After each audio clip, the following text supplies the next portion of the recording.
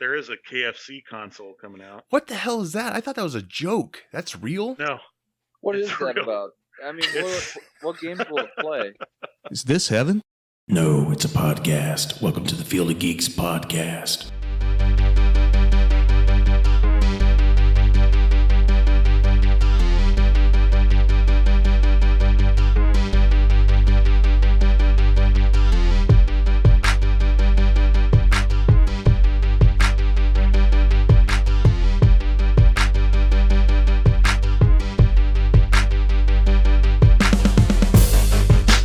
Welcome to Field of Geeks episode 164. I'm Josh.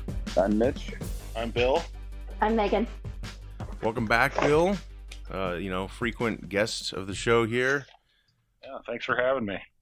He's not a bench warmer, but he's ready to go when we need him. Let's say. That's right. It's like in the 5-timer club now. Yeah. Yeah. I can't afford to make a jacket for you. I'm sorry. Yeah. That's okay. No blazers here.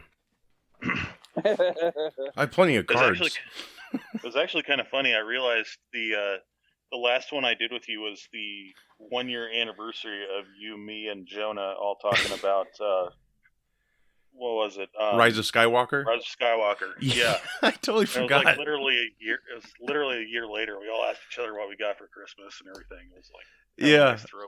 We were talking about The Mandalorian, and we just released that over a month ago or so. And I asked the guys, I was like, "Hey, did you guys like Rise of Skywalker?" Totally forgot we recorded a whole episode about talking about it. Right. That was a nice rehash, you know. Have you guys checked out Steak and Shake yet? Oh God, I have not. Apparently, people have quit their jobs to wait in line for this place. I don't understand. The day it opened. You know, it was like a Wednesday, and they were lined up. I'm just like, do these people have jobs? Like, how do they take a day off to do this? Like, is it worth it? It's so bad. I'm going to say something probably a little controversial here, but I've been to the one in Coralville, and I was not that impressed by it. I mean, those people waste their time in line. I mean, it's not something that I would like wait around the block for, like a iPhone release or something. Only in America do we wait in line for fast food restaurants. Yeah. Yes. Okay.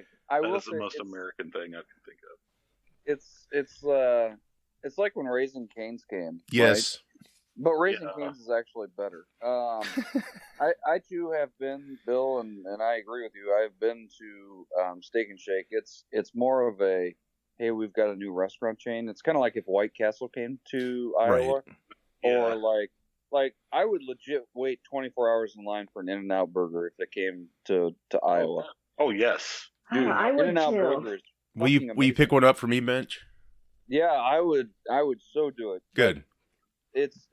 Steak and Shake it's a limited menu from their full menu restaurant, and it is. I mean. Okay. Yeah, it's like, okay, we have another burger joint. We don't have enough of those. I like to support Bebop's because they're just. Love Bebop's. I mean, Bebop's is a true greasy burger. Like if I've got a hangover, man, I'm going to Bebop's. You know? Hey, at least they don't microwave their bacon. Yeah, it's actual real bacon. They're consistent. Yes, I mean they're consistent. You know, like Burger King when I was in high school was like it for me. I loved Burger King, and they went down so fast. Yes, I agree. I have boycotted Burger King for like the last 2-3 years. Just I can't stand it anymore. I don't even think we have a Burger King anymore. They've all went out of business or burned to the ground. So. We still do. It's right over by the Marriott on Jordan Creek Parkway. Oh, okay. There's one by my house by Bebop's. There's one in Grimes too. They're still around, yeah. Waukee's got a nice one. Kind of gives you false hope. You're like, that is a nice looking building. I bet the food's just as good. I don't care, man. A double or a triple Whopper with cheese, lettuce, and mayo. Oh man, that's my heartburn ready to go. But I would eat that all day. Yeah, well, I remember my stepdad. Steak and Shake is in Iowa City, right? And he knows of the food. He's like, it's not that great, you know. I was talking to him about the weight and stuff, and he's like, it's not the greatest place. So I already lowered my expectations. Every night I would kind of, if I was out in that area, I'd be like, oh, I wonder how the line is. And it was always like into the street. It was crazy. And then, it's ridiculous. It's like all the way back up to the interstate. Yeah. You're wondering what the hell's going on. That's got to hurt come and go's business. Probably. Because people will be like, man, I need to get gas. Well, Street. A lot of people are probably running out of gas, and they're running to come and go as they're in line to fill back up. Right. I just imagine like someone's car has to break down in this line. Just has to. It just has to. Yeah. And it's sad, you're in a line for this place that. But I finally tried it. I was like off one day last week, and I was like, all right, it's like 1 o'clock or so. I'll go up there and check it out. And it looked like there was really no line. I was able to get right in. But then the minute I approached the parking lot, the line was wrapped around the restaurant itself. So I waited like 40 minutes. I didn't have anything to do. So I was like, what the hell? I'm here.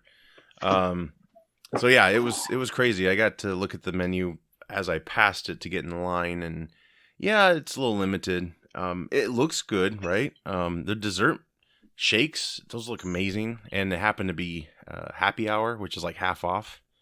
So I was like, all right, great. Because by the time I got to ordering, it was 2 o'clock. In the end, it's just like, yeah, it's not terrible.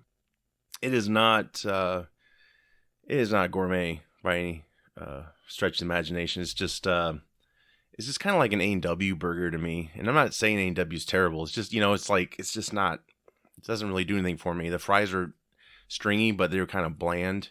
But the shake was probably the best thing they had. Though? Oh, you know what? I never was a big Sonic fan. Fan of their sausage, egg, and cheese burrito, breakfast burrito. Mm-hmm. I thought those were good. Yeah. But, Sonic wasn't anything to balk about. They're still popular in the South. That's how I first got to know them. And then they came up here and they went everywhere, it seems. And we only have one left. I think it's in... it's in Johnston, I think. But, yeah, it's about the same quality, maybe.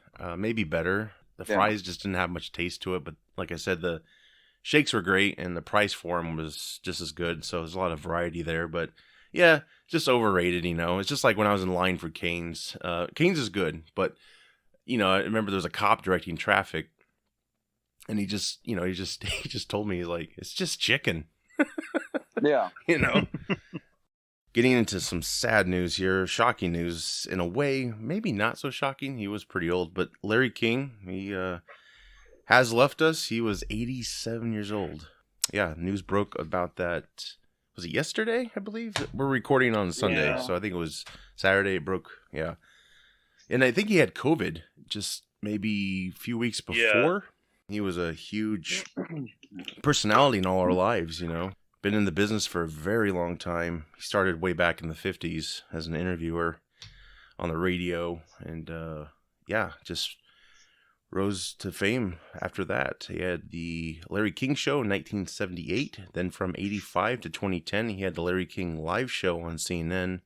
And then from 2012 to 2020, he hosted Larry King Now on Hulu. You talk about people that are like successful despite their circumstances. I was looking at like Wikipedia and stuff on him, just getting some background, and I think when he was like 9 or something like that, his dad passed away of like a heart failure or heart disease or something like that. Basically his family like grew up in welfare, like he thought about dropping out of school and stuff like that. It's like, wow. You kind of think of just how successful he's been despite his circumstances, and I think that's something we can all strive for. Especially 2020 is behind us now. Right. We've all had struggles. It's just kind of an inspiring story, I guess. Yeah, very unique person to get out of that depression and strive for a better life. It is sad, and I think the only people that could ever talk bad about him were his ex-wives. But outside of that, 7 of them. Yeah. Was it 7 or 8? He married 8 times. He had 7 wives, so he married one of them again. But I don't think that there was a person that he interviewed that they ever said he was a gotcha journalist kind of guy. He knew how. He was kind of like a Tim Russert. He knew how to ask the hard questions, but didn't drag it to through the mud to get to him. Right. He kind of let you fall on it, and then he'd just keep on going, you know. So he was probably one of the last of the good journalistic reporters / interviewers, you know. Yeah, Absolutely. great voice. Yeah, he had his guts. voice would be iconic. Yeah, I mean, he went for the tough questions, but he wasn't like a gotcha guy, really. Sometimes he asked some really silly questions. I didn't think he really thought through. There's a few instances I he had his moments, but all the greats do. I mean, geez, it's so much airtime. It's not always going to be fantastic, but of course he was the pinnacle. I think. I think he paved the way for a lot of people we have now. If you think about it, I mean, it's one of those things that he was so good at what he did that he lasted this long on air in some way, shape, or form, because you can't have repeat interviews. I mean, if you throw somebody in the mud, they're not going to come back. Mm-hmm. Yeah, he pretty much greeted everybody he had on and respected them, it seemed, and. Yeah, you're right. I can't think of anyone who was like, I hate Larry King, except his wives, of course. I remember he had some bizarre interviews, like Marlon Brando is one that sticks out to me. I don't know if you remember that one. That was weird, but not his fault. He went with it, No. He got through it. That's how skillful he was. But yeah, he made cameos. It was funny because I didn't really get to know of him until I was like, maybe my teenage years. My grandparents would watch his show. And then I watched Ghostbusters one day, again, it had been years, and he pops up in a cameo in it. And I was like, whoa, Larry King.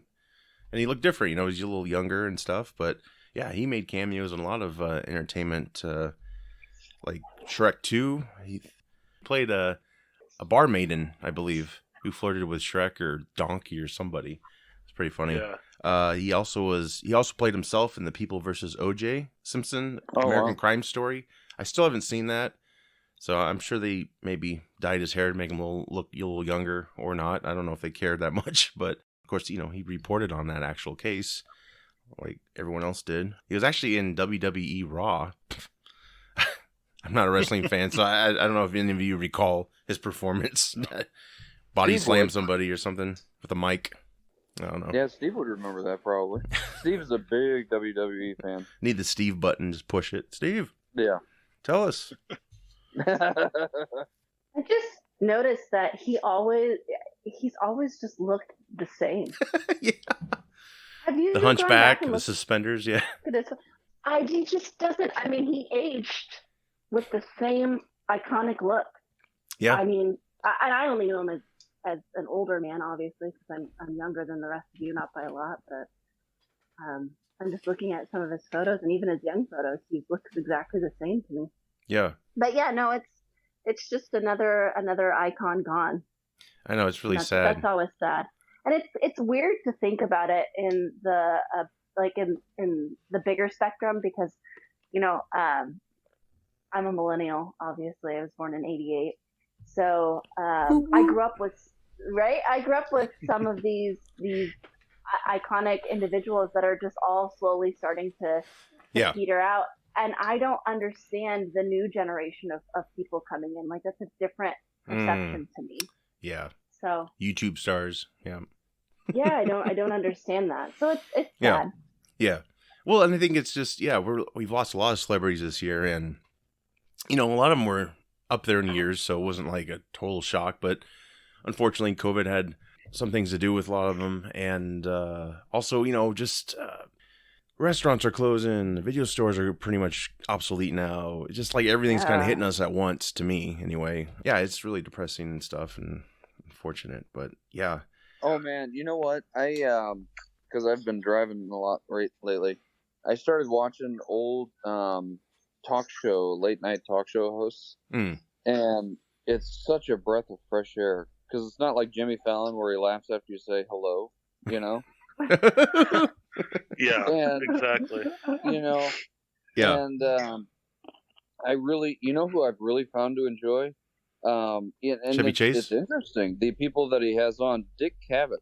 Holy crap. that guy can interview. Yeah. That guy has Wow. interviewed like everybody, it seems. Yeah, he was And quite it's smart and it's funny and Mhm. really well done. Even Johnny Carson, I mean, he Mhm. knew when to stay quiet during an interview. Yeah. You know, he'd, Yeah. he'd poke in a little bit and he'd get a laugh and they'd shut up. I miss that. Yeah.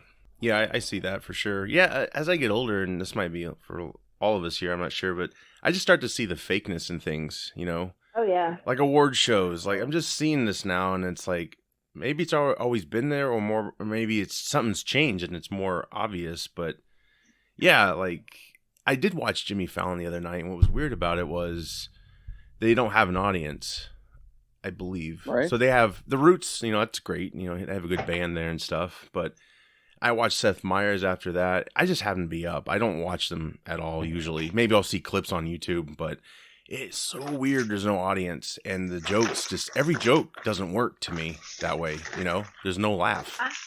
I just don't like, and I don't have a reason, but I just don't like Seth Meyers. I don't have a reason not to like him. I just don't. He No, just I get doesn't- it. He's more good for like skits and stuff. Yeah. It was Yeah. just, But yeah. I do think they kind of gravitate towards that whole instant gratification thing that's really big right now. So they do have to, you know, they have to switch it up and do that because that's a good chunk of their viewers. So it's never Well, going to be like it was. People got their phones now, right? So it's like, Yep. I mean, maybe that's why it seems more fake now, because they're so like, we got to try everything with these stupid people who are on their Yeah. phones. Seth Meyers is a topical kind of guy, and credit to him, he started to do his his Saturday Night Live bit where he'd read the news. Yeah. And that part sometimes can be funny, but the problem is that he goes after the easy laugh. So he jabs politically, Mm-hmm. and now it'll be really interesting to see how a lot of these late night comedians turn around, because it was so easy to jab after, you know. Yeah, well, it's just like Leno with Clinton. I mean, Jesus, that was like every night. yeah. It was like, oh Yeah. my God, guys, let's talk something else here. Like, I don't think Right. Carson really got into politics or anything. You know, there should be shows for everybody, and I think that's what Larry King was good at. You know, he just, you know, everyone can watch would him. do one or two jokes. He would do one or two jokes, but that would be it. Mm-hmm. The rest would be little funny skits and stuff like that. But I mean, I don't think you can ever get away from it. But I think let's not just go for the easy jab for the entire monologue. Well, it might be a dying thing too. If you, I mean, think about it. Like Conan O'Brien, he's just going to do like a variety show now. He stepped away. He's big into podcasting, so I can see a lot of them going into podcasting. I think people are going to move more away from network television, especially since you got all the streaming services, right? Like NBC, every network's got their own streaming service now, so that's probably where it's going to be, you know? I think a lot of it too, like what Mitch was saying, just like the like attention span of people is a lot less than it used to be. Yes, it's sad. So I could see somebody doing like a late, you know, a quote like late night talk show thing that's like 15 minutes on Netflix. Yeah. Or something like that, you know, something versus like a, you know, I mean, even the newer generation of parents, like by the time you get, you know, your work at home done, you get your kids' virtual learning done, you get dinner done, you watch the news, you're like, okay, I'm ready for bed. You're not going to stay up another 2 hours to hear the same jokes. Things have changed. Yeah. Yeah. I'm a big John Oliver fan. I don't know if you guys watch his show. I like him. But he gets political. He does, but he does it in such an interesting way. Yeah. No, yeah, there's a lot of uniqueness out there. And like, yeah, so like John Oliver, he's like on HBO. So you could probably see him on HBO Max, right? At any time you want. And that goes the same for like Larry King when he had his Hulu show. That would pop up on my YouTube feed here and there. And so, like you were saying, Bill, a lot of people don't probably stay up late anymore. It's like, you know, so much is to be done around the house. And, you know, you do the dishes, you can turn these shows on. You can just listen to them or, you know, have a glance or two at them. You don't have to wait for them to come on, right? You don't have to. Yeah. And you don't have to worry about missing them either, right? Because that's what it used to be, right? You had to be there to see the interview. You didn't have anything else to, you know, unless they did a rerun. But like, when the hell are you going to know that that's going to happen? Videotape it on your VCR. Oh yeah, I taped so much. I was so good at that. Ever since we switched over to DVD, which I know we're in Blu-rays now in 4K, I have not mastered recording that equipment. Still, VHS is all I really know. Those were the days, you know. I grew up on demo tapes, right? So we get a lot of direct-to-video movies that were shit. So I would record over those suckers. I just, tape them. My uncle taught me. Just tape that back. Which you guys probably know what I'm talking about. Mm-hmm. Yeah. Yep. I remember I actually tab on the back of it. I regret this to this day. My dad recorded me as a child. I built this train, of chairs and had my stuffed animals on it, and I taped over it one day. I don't know what I was thinking, but I had all this power, and I was like, I gotta tape this Puss in Boots cartoon on Nickelodeon. So I'm gonna take this video and I'm gonna record it. So I just recorded over a family memory. So I still feel bad about it, Big regret there. I'm like, damn it, Puss in Boots was not worth it. Wasn't even Antonio Banderas' Puss in Boots, Oof. I know, right? Terrible. Kids have no taste. Sorry, I'm eating a very hot chip, so I couldn't laugh. No, that's okay. Like usual, I insert laugh tracks into this, so. There you go. Oh, good. I always sound on top of my game. The Matlock one, where you do the wee. Yeah. That'll be in one of our best of. I'm doing those right now. I'm trying to get the best of. There's a lot of shows to go through, but that's got to be one. I got to find it. I can't remember which episode it was, of course, but we were talking about something dirty, I think, and then I said what it was, but you were kind enough to edit out what it actually was. With a Matlock sound. Boo. Yeah, I'll put some dating game in there maybe for future episodes. Who knows? Oh, yeah. There we go. I feel like now that we're virtual, there's a lot less of inappropriateness than when it was when we were all together. Yeah. Right. Yeah, it's a little hard to... I haven't had to call the cops. Yeah. Right. Bring that through a phone. Some days I felt really, really bad about it too. Like, man, that was just... Shouldn't have done that. I made Josh cry. I always left feeling really good. Like, my stomach was just hurting. After you had a good laugh, you're like, okay, absolutely. I feel really, mellow right now, I think the first Field of Geeks I did with you guys is when we were talking about the down there wipes or something. So yes. Oh, yeah.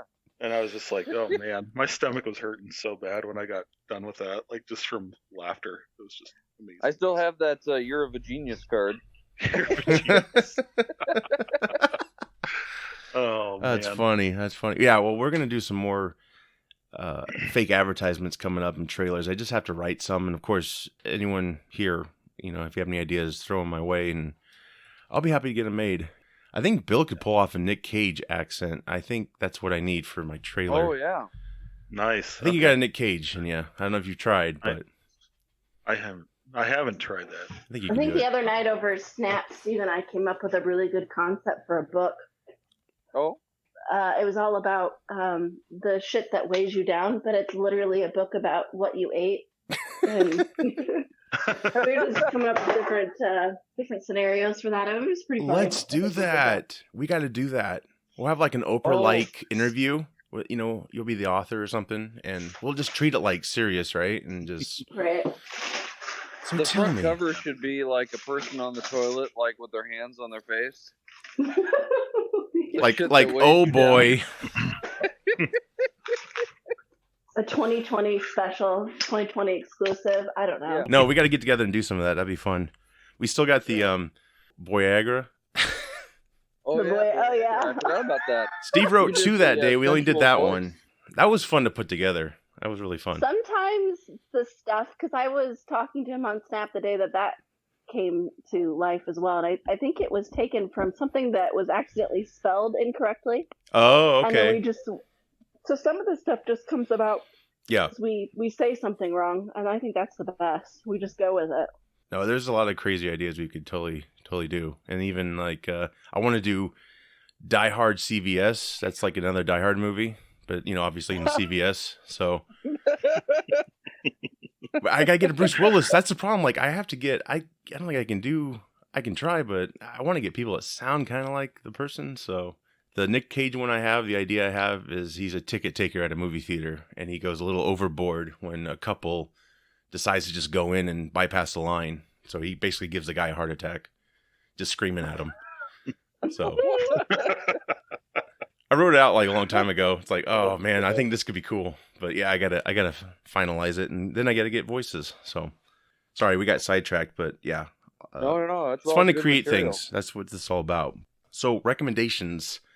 I've got to recommend, I think Megan, you're with me here, The Night Stalker on Netflix. Mm-hmm. Megan, do you want to tell us about that? So I can breathe. Yeah, I can. Yeah. Well, I'm trying. My tongue's on fire right now. You're fine. I'm trying to eat peanut butter. Did you eat a Pocky chip? No, I wish. I ate those Dorito Dynamos, and I've really discovered didn't have COVID, but I really have found that if I'm not in pain when I'm eating, I don't enjoy eating. So, I've been buying a lot of like really hot stuff. Yeah. Weird. I'm intrigued. Go on. Anyways, yeah. So my mouth is on fire. Let's see. Let's talk about. So The Night Stalker is a documentary on Netflix. Super, super good. It goes into depth about the murders of what you will find out is Richard Ramirez. So there was this serial killer who kind of terrorized the state of California for a little while, specifically, I think the greater Los Angeles and then the San Francisco Bay Area. Yep. He committed several murders, but not just murders. I mean, he also, and I must warn you here because it is graphic. I mean, he molested children, a series of children as well. He let them live. But yeah, he was just a terrible, terrible human being. So it kind of covers the timeline of the detectives and kind of the cases and how they're all linked and how they ended up eventually catching him. But it does go into detail, and you do get to see images as well on the series. So it's definitely worth watching. Obviously, he's dead, in case anybody wondered. He's not alive. So he was sentenced to death, but if I remember correctly, he didn't actually die. He died of cancer, I think. Yep. Oh, yeah. I watched that one. That's a good documentary. The Night Stalker? Yeah. That's a really good one. And then he had a whole bunch of like ladies hitting on him and all that stuff. Oh, it was gross. Yeah, I mean, that's just, wasn't that weird? That's the shittiness of our society, of the human race, I guess you'd say. Yeah, there's people who idolize these fuckers, and it's sick. In the courtroom, he was, oh my God. They're like flashing him and stuff, sending him letters, pictures. It's almost like treating serial killers like rock stars. Right. It's a sickness, really man. Yeah, it's... Well, and that's the problem with Ted Bundy, is that he had such a suave about him, and he was a decent-looking guy. So, that kind of aided to his ability to talk girls into doing things, I think he even got married when he was in prison or something like that, didn't he? Yeah. Yeah. Like, can you imagine an Uggo coming up to somebody and going, "Hey, you want to help me out?" I mean, that's just not going to work. Yeah. Right. Exactly. Yeah. Well, yeah, like Charles Manson. I think he got married in prison at least once. It's a cult-like following. I mean, this dude was, and he's not even, before they caught him. There's a buildup. They're trying to find him, right? And I guess it happened between June 1984 and August 1985. Just a lot of murders. And, other crimes, of course. What was scary about this dude was he was a home invader, which is like when you're most vulnerable at night in bed. And I got to tell you, like, after watching this, like, I was scared, man. I was like, at night, I'm like checking on the girls and the doors. And I'm like, fuck, this sucks. Like, I just can't imagine. I never want to be in that situation. Like, waking up and it's like, oh my God, because his eyes were so creepy. Like, everyone recounted the same thing about this guy's eyes. And when they got him, you were like, oh my God, this dude. He wore shades in the courtroom a lot. That's probably where he got a lot of fans, maybe, because they couldn't see how fucking creepy I remember he was. there was a scene in the documentary, just kind of going off of what you said about, he would just sneak in, but they had that lady, right? She was I don't remember her name, but she was outside in the hot tub with her friends. Yes. And while she's out there enjoying a night with her friends, her neighbor is being raped. And she had no idea until after the fact when she was screaming her name. And it's just like, to think that was going on next door while you were outside and you just had no idea. And that's what's scary about it, yeah. His victim. You're in a neighborhood and Yeah. you're thinking like, if I scream, I got neighbors around me. They're going to hear me. You know, it's not like you're out in the middle of nowhere, but yeah, it's like, yeah, you have people having a good time next door. She was a forensics person, I believe. She did some work on the case. I mean, they were trying to find this guy for a while, and her neighbor actually hollered at her. It wasn't even a phone call. And Right. yeah, so who From knows the how long window. she was doing that, but that's just terrifying. Yeah, this dude was seriously a bad dude. He was a Satanist, always praised Satan, never let off that. He never had any remorse for the crimes. It didn't go into his background as much as I kind of hoped. They kind of went into his childhood a very little little bit. bit, yeah. He knew it something touched wasn't on right. Yeah. He was kind of groomed to be who he was in a way. Gets under your skin. They charged him with the murders, but they did not charge him with the molestations. And it's basically Right. because they didn't want to put the kids through it. It was already going to be like 2 life sentences, I believe, for the murders. So they just foregoed that for the kids' sake, because that's just, that's the thing. He let them live, but man, they had to be messed up for the rest of their lives, or hopefully they got through it. But I just couldn't imagine. The main girl they do talk to seems like she came out of it okay. Like, it's in her past and she was able to kind of just get over it in a way. Obviously you're never over it, but she seems to be able to function normally. But I imagine the other victims has just got to be, I can't imagine. But yeah, his weapons of choice were handguns, knives, machete, tire iron, and a hammer. So I like how the documentary is told, though. It's like very cinematic in spots. And then they have some like archive footage they throw in. You get to know the detectives and just, the atmosphere, I guess, around it. What's sad is it's just kind of like what happened with 9/11. You have all these other murders happening in other jurisdictions, and they weren't sharing their info because they all wanted to catch the guy. It's like an ego thing. It's like 9/11 when you had, like the FBI wasn't talking to the CIA, so on and so on. It's like the worst game you want to play with this knowledge, but you want the credit. So it's unfortunate, right? It just happens. But yeah, that was another thing that really pissed me off watching this. Like, guys, just share your info, man. Get this guy off the streets. There was times where they were so close. Oh, I don't want to give too much away, but there's a dentist they found out he went to, and they were so damn close to getting this guy. It was just crazy, but it's so worth watching. Even if we spoiled it for everyone listening, go out and watch it. Maybe you've heard of this case before. I hadn't. My wife, when we were watching it, she thought for sure it was the Golden State Killer because he also went by the Night Stalker, but he's the original Night Stalker. So this is not the same killer. Totally different dude. Wait a minute. Isn't the Golden State Killer the same as the Zodiac Killer? No. Aren't they the same? I think No, they they're thought separate? maybe, but so far, to my knowledge anyway, they have not captured the Zodiac Killer. Golden State had a lot of aliases. I do remember that, though, watching Zodiac, thinking like, you know what? This is creepy, right? But they caught the dude, right? And then at the end, they show that caption. He was never caught, and I was just like, Oh, that the Zodiac Killer? Yeah, I think time they to had a check the very girls good- again. I think they had a very good indication of who it was. They just didn't have anything to convict him with. Right. It was unfortunate. And I think they believe he's dead now. Yeah. Yeah, Maybe. if he was alive, he'd be like in his late 90s or something like that. But they even, like, speaking of that, there was a cipher that he used to send ciphers to, like, the newspapers and stuff like that. And there was one, like, what was it, 2-3 weeks ago, something like that. They just decoded. Yes, the Zodiac. Yep, they did. It's just crazy how, like, you think if we had the technology we do today, like back then, we would have caught so many of these. Like, you don't hear about a serial killer in 21st century anymore. No, right? DNA and fingerprints and They get the guy right away. Thing. Exactly. Yeah. You think you just run it through a computer and it'd just be like, here's your guy or girl, whoever. Yeah, that's insane. But yeah, check this out. It's worth your time. 4 or 5 episodes, maybe. I can't remember, but yeah, we finished it in 2 nights. Yeah. Yes, a little long, an hour long, I think, maybe each episode or so. Totally worth the time. Just get some knowledge about these psychopaths and lock your damn door at night. My wife was like, I grew up on the east side. We left our doors unlocked. I'm like, I don't get that. Are you crazy? Lock them at night at least. Like, come on.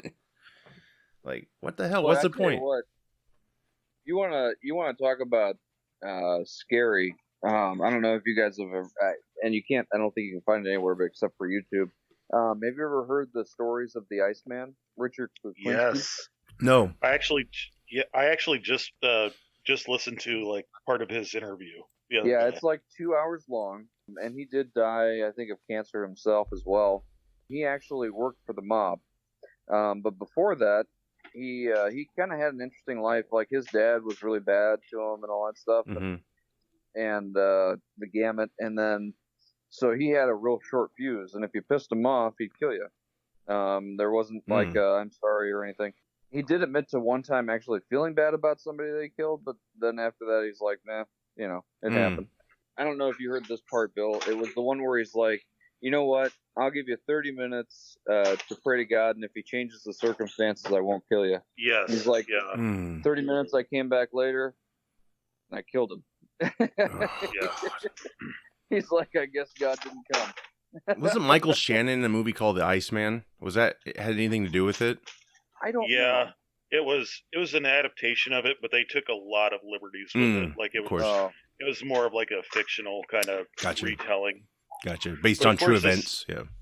Yeah, but I mean, of course, he always told this story like, "Oh, I've killed upwards of like 200 people. I killed John Gotti." Like, he made all kinds of claims that he could never actually be like Right. proven.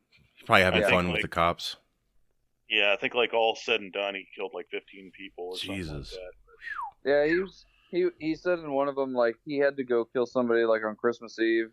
And he's like, he came back home, and then he went to start putting his kids' toys. Like, the only people that he wouldn't mess with was his family, and if you messed with his family, then, of course, he'd come after you. But I think a part of the way, or a part of the reason on how he was so successful is that he had a hiding spot where he just dumped the bodies, and then rats and other things would, like, from nature would come and dispose of his evidence.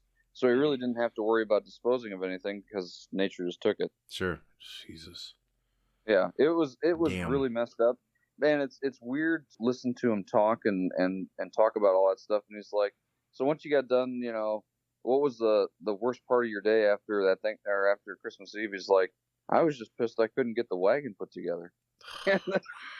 Yeah. Wow, this guy could dissociate like no other.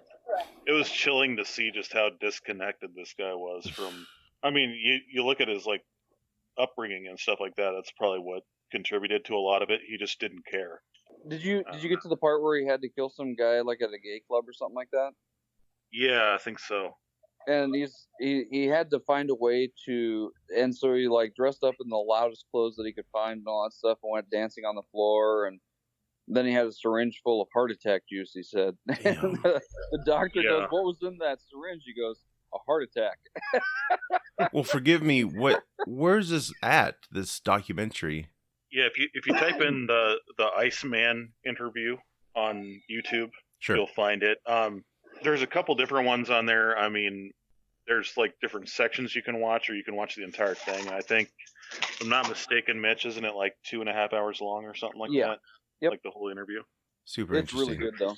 Make yourself feel But good it's, about your own psyche. It's intriguing though, because like at the end they have the guy that's interviewing him is a psychologist, and he's like, you know what? At this point in the interview, I'm going to ask you questions. Like, what do you think drove me to do this? And he kind of goes through this whole thing of like, how his upbringing and everything like that, like disassociated him from everything, and just like it's really interesting, especially if you have kind of a morbid curiosity like I do. Right. I mean, I like to watch all these documentaries and stuff. I think it was originally on HBO. I found it. It's called The Iceman Tapes, and it's on HBO. Yeah. I don't know if it is anymore, cool. but it was. It looks like it was at one point in time. They actually wrote a book too. It's called The Iceman. It's a big book, but it's really, really good. That's crazy. Something else to watch. Freaks me out. Well, that won't freak you out as much because you had to piss them off or you had to do something. Right. So this wasn't like just premeditated. This was just right. Either you had a contract on your head or exactly. Yeah, I mean that's what's scary about the Night Stalker is like, he just randomly picked someone. There was no reason. He just hey, I walked by this house and I'll just go in here and do this thing. And if that goes south like it did, I'm going to go down the street, a couple blocks, whatever, and do it. Do it again. Try it. They did an interview with the BK killer as well. Oh, yes. To talk a little bit about like how he messed up on his first couple of murders and just why he did it and how he picked his victims. And is that the guy who drove the truck, the semi truck? Yes. Yes, there's a great podcast on that. No, if he drove the semi truck, he did drive I think it was a utility. Okay, van. Maybe I'm thinking of something else. I probably am. Yeah, but still, that's. I think he was an electrician, if I remember correctly. I'll have to go back and look. But he also had a family, and he had a daughter, and he didn't do anything with them. I mean, he lived a normal life outside of his killing. That would mess me up for life.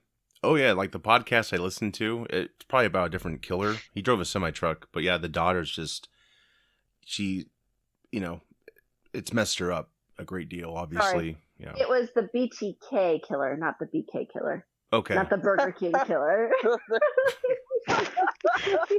Well, we know Mitch likes a good Whopper, so I'm gonna get a few calls here. Who is it? You want a free Whopper or what? Sure. Why'd you kill him? Well, he gave me a free Whopper. I wanted to thank him. What's wrong with that? Yes. Well, if people listening are fans of these type of things, serial killer documentaries and so on, we actually did an episode on the Iowa hotel murders. Mitch was on that. Yes. It's under the Super Unknown podcast, under our network here. Super, super good episode we did there. Creepy. And yeah, check that out. I'll probably put the link in the show notes here. So yeah, moving on. WandaVision, everyone. It finally premiered. We've got 3 episodes for now. What did you guys think? First episode kind of was a little slow at first, but I think that was kind of intentional. Mm-hmm. To kind of lull you into a false sense of security a little bit. Sure. I think that each subsequent episode so far has been like, it's one of those shows you really have to pay attention to. There's a lot of little Easter eggs thrown in there. The commercials they do, like they're really subtle. Yes. But if you're not if you haven't been like following the MCU since Iron Man, yes, pretty much, you're gonna miss out on stuff. So it pays to have a little bit of background going into it. But I think the further they get into it, the more intriguing I'm finding it. Yes, yeah. I'm hoping there's a big payoff. I'm sure there is. Start, though. Yeah. Which I'm okay with because it's a show. It's building up something. I know a lot of people weren't fans of at least the first 2 episodes, but I know it's something's going on. It's bigger than this. This is kind of like an illusion. I do like how, it does a good job at making it like a classic 50s sitcom, right? Like the song, the premise is very Bewitched-like. It's like something that could actually exist back in the 50s, if you will, if they thought of it, She's married to a robot. But yeah, like throwing those Easter eggs in there and slight hints, like there's a tone shift, right? When they have the couple over for dinner. Each episode is a different sitcom. I don't know if you noticed that. So like the first one was Bewitched. Yeah. The first one was the Dick Van Dyke Show. Then the second one was Bewitched, and I can't remember what this next. I haven't seen the third one. I apologize. It's just more 70s. So I think they went 50s, 60s, 70s. I think with their and at one point they will go Roseanne. I know. 80s. Yeah. Yeah, it's coming up. It's interesting on how they do that. But what I find more intriguing is not so much the episode itself. It's like after the episode, something happens. Like the last bit of the second episode when she goes no, and then everything rewinds. That's going to tell us a lot more than the entire episode. Episode 2 you're talking about, right? Yeah, I was totally confused by that, but yeah. This is somehow going to tie into Ant-Man and the Quantum Realm, I have a feeling, because remember Loki goes into the Quantum Realm, and then that's how they're able to time travel? Yes. So something's going to tie this together that way. Because you have Doctor Strange in the Multiverse of Madness, I believe, happening. Right. She's going to be in it, Scarlet Witch. So I think this is going to set up the next phase in a big way. And Yeah. That's another reason why I forgive any of it lacking, I guess. Like, honestly, I'm entertained by what I'm watching. I think it's very, very artsy, you know, what they're doing, you know, retro. But at the same time, like, there's a bigger story happening. It's all for a reason, let's say. I hope so anyway, Yes. right? People need to be patient. They need to, Yes. like, Yeah. you remember how we all groaned and moaned when we didn't see Daredevil's costume until, like, the last episode? Yeah. Yeah. That's what this is doing. Which we fell more in It's, love, I think, with the black costume, which is funny. It's just a simple Dread Pirate costume-like thing. Well, yeah, I mean, it's kind of like if we, I don't know, I kind of look at it like, you know, Spider-Man had his, like, homemade costume when Tony Stark found him. Right.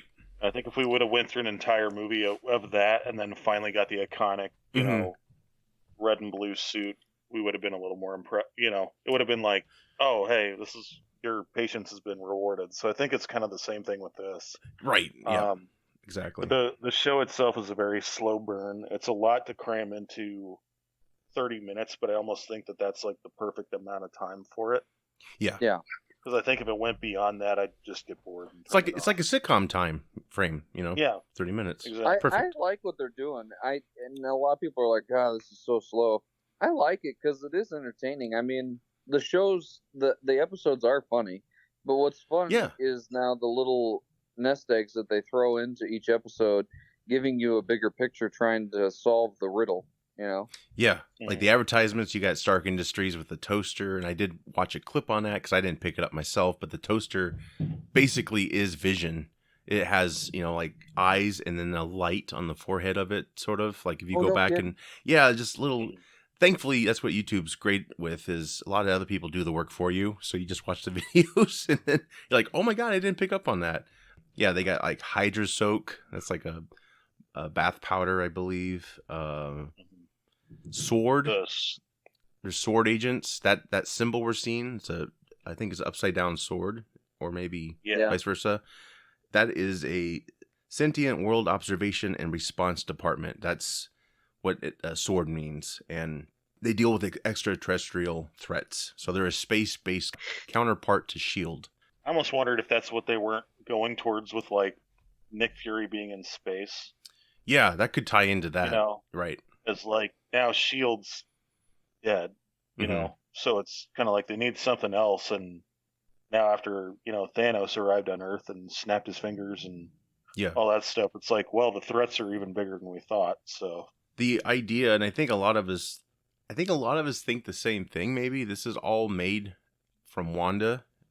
Her psyche pretty much possibly couldn't handle the loss of Vision, you know, because she had 5 years off, but they just disappeared, you know, from the blip. They didn't live those 5 years, so she's now probably not accepting Vision's death after the events in Infinity War. So.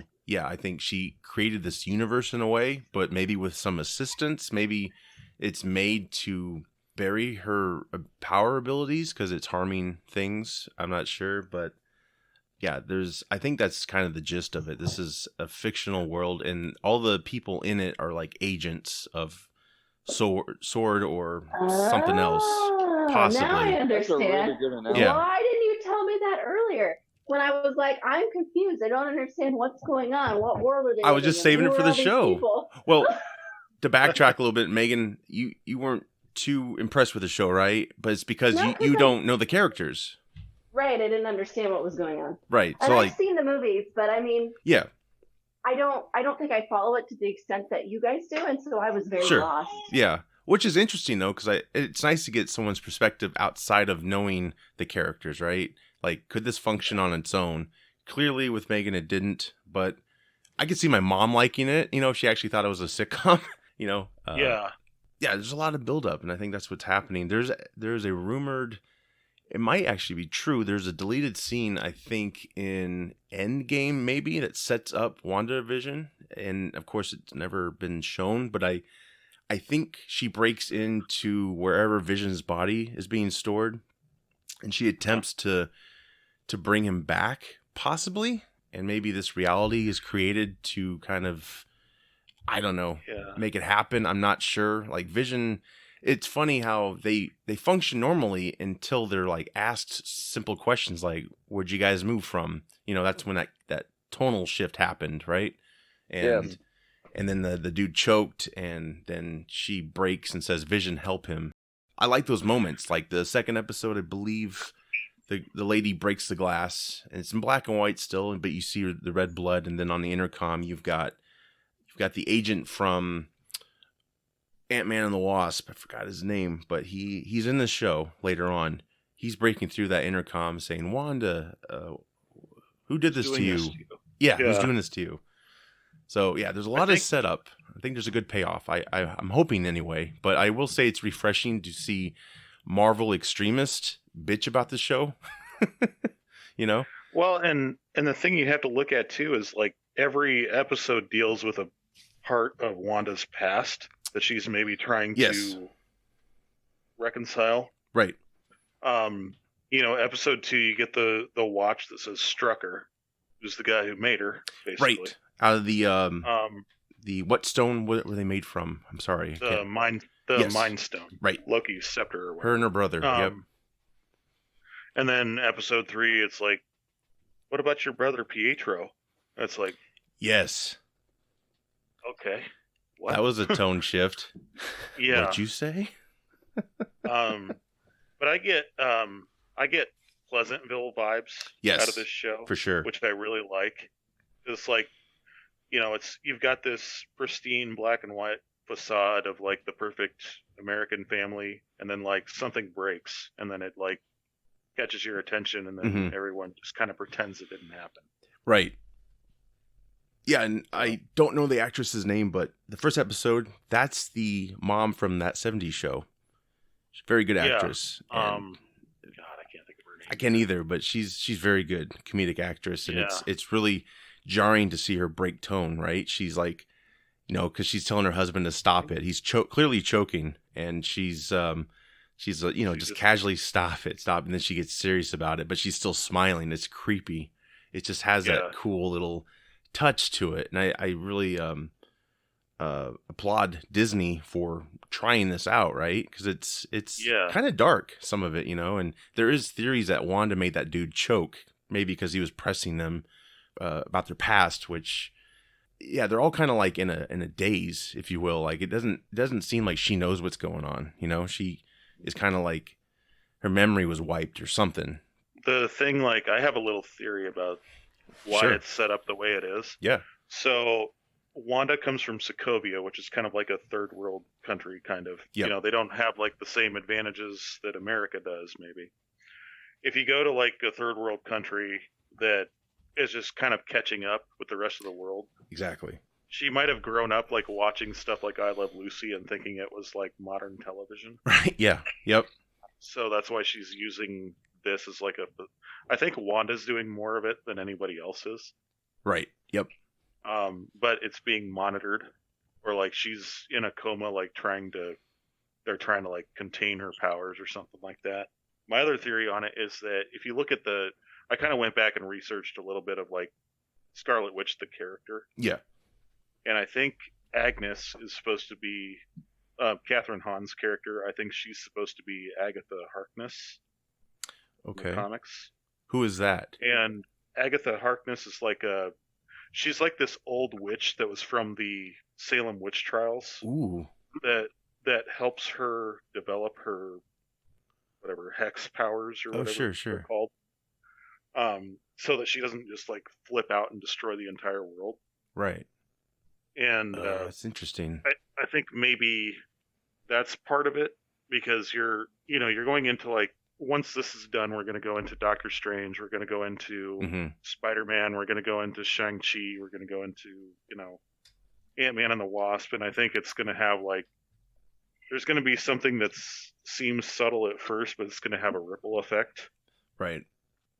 Can we talk about for a minute who Geraldine is? Because I don't know who that, and why that whole little conversation happened with Vision outside, and almost like they were warning him. I'm confused.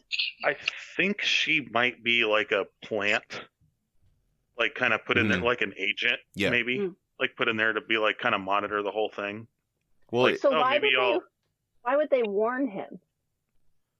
Maybe they want the simulation to stop. Well, maybe he's the only one that can stop it. Like, he can stop her. I don't know. Yeah. Like I said, there's so much mystery. I'm sure there's a payoff. This had to be crafted, right? I mean, since Disney Plus premiered, this was a show that was teased to us. So I'm sure the reveal is going to be fantastic. I really have high hopes for that. I hope so anyway, right? But yeah, there's a lot of intrigue there and stuff. Well, and even if you look at the Loki trailer, yes, there's Owen Wilson's character in that. He like runs I can't remember what he called it now, but it's like a kind of like a paranormal activity kind of group. So maybe they're the ones that are monitoring Wanda. Oh, sure. Yeah. It's all connected. Yeah.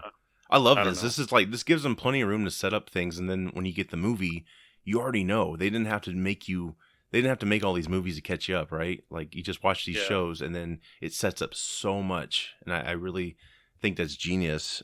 Paul Bentley, man, he's come a long way since The Knight's Tale, right? I mean, he's a great actor. Oh, man.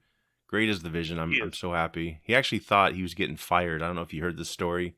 They pulled him into the office before WandaVision was a thing, and he thought for sure he's going to get fired. He's like, well, guys, thank you. It was a great run. And they're like, you're quitting? And he's like, aren't you firing me? And he's like, no, WandaVision.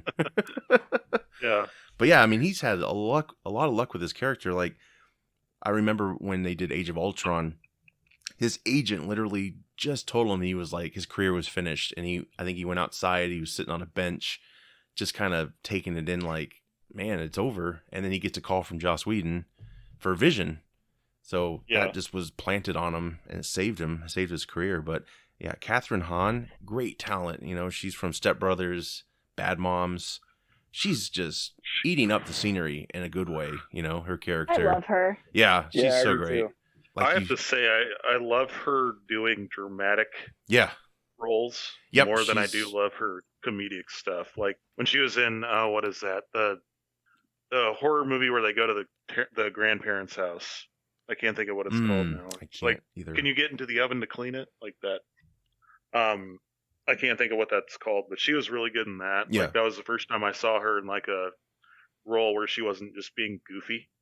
Sure.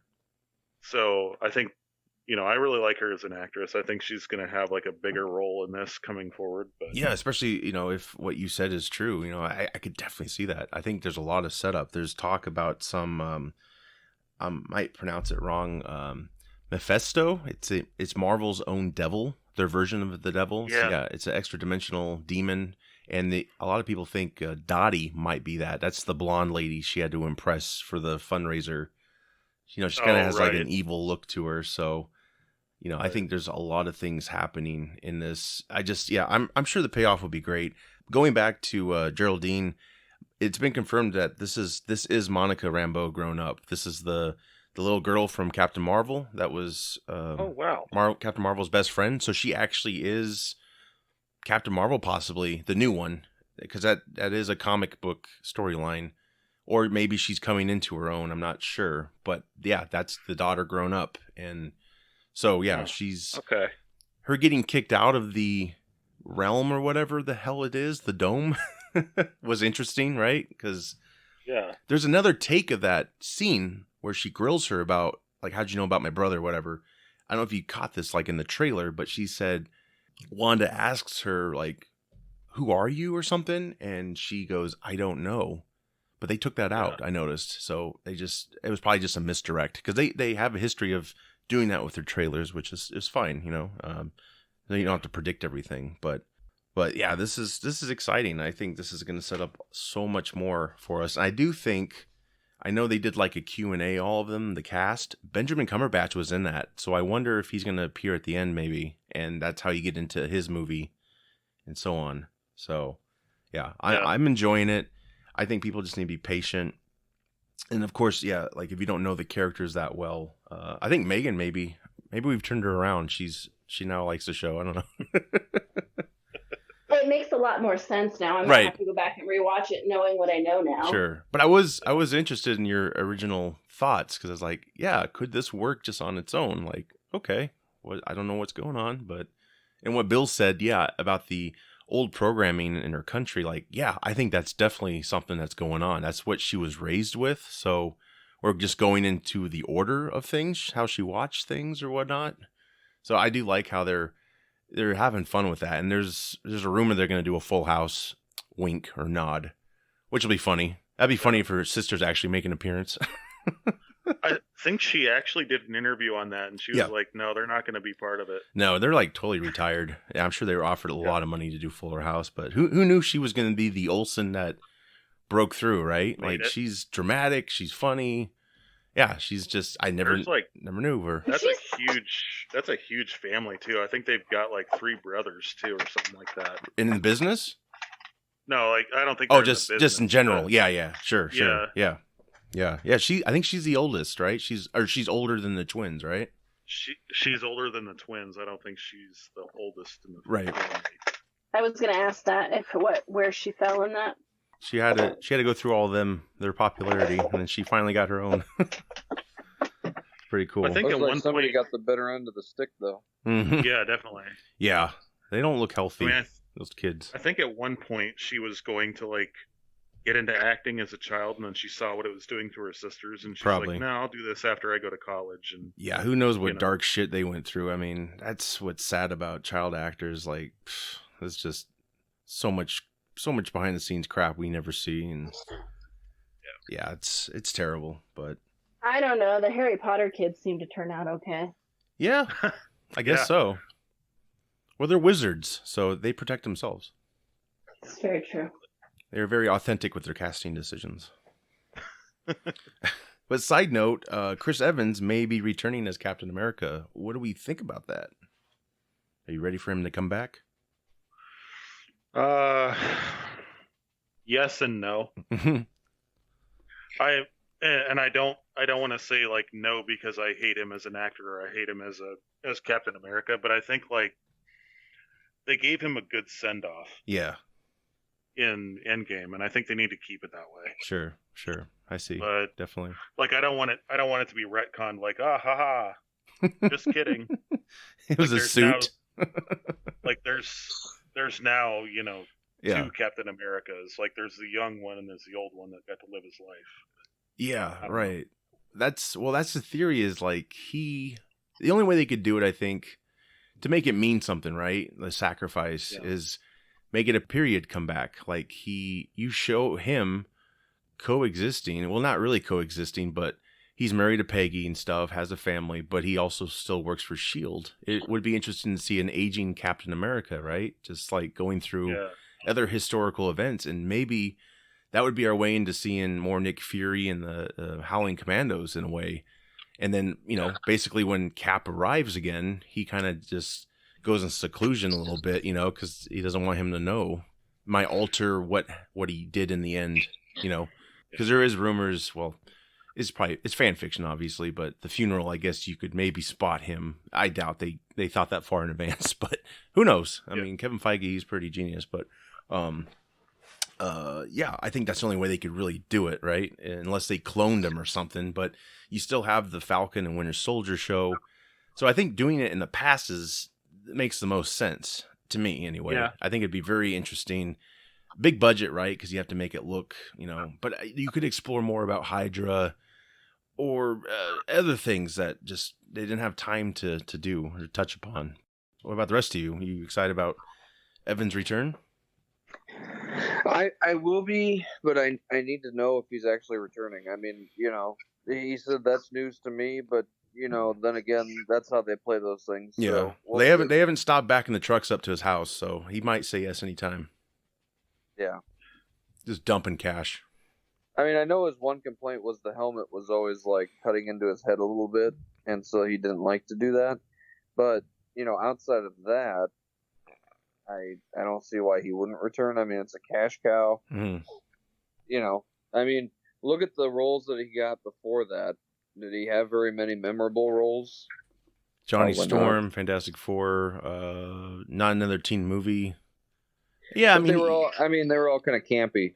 Yeah. Oh, yeah. When they first cast him as Captain America, I was like, oh, no, because I'm thinking Jackass from Fantastic Four, just that personality. But he really proved he's a good actor, and he totally played it straight. And I love that. I thought that was when I was like relieved. I was like, good. He's treating us like totally different, and it shows and it pays off.